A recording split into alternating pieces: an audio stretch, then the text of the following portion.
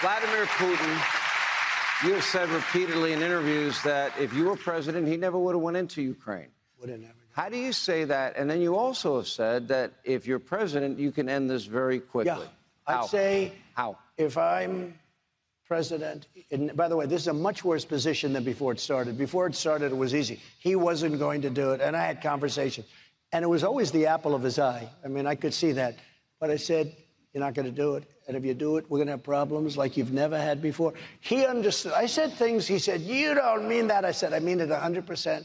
And he didn't totally believe me, but he believed me 10%, and that's all he had to do. He knew that there was going to be a problem. Can I just say, and President Xi, you're implying something here. You basically said I'd obliterate you. Is that what you said to him? I said things that were very bad, very nasty. And kind of like what...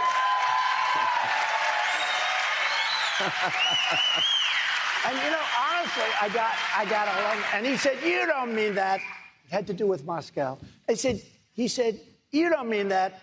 I said, I do. I'll never talk about it again, but I do. He said, you don't mean it. You don't mean it. And we then went on to other subjects. But I don't think he believed me, but he believed me 10%. That's all he had to believe me. 5% would be good enough. But I had the same conversation with President Xi about Taiwan, President Xi of China.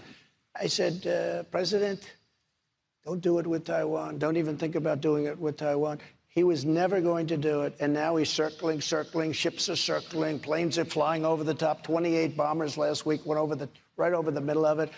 A lot of stuff going on. And a lot of this has to do also with the fact that we were so incompetent in the way we left Afghanistan. It was so, I think it was the most embarrassing and most incompetent moment in the history of our country. And I think both of them looked at that and they said, wow, this is not the same country that we know.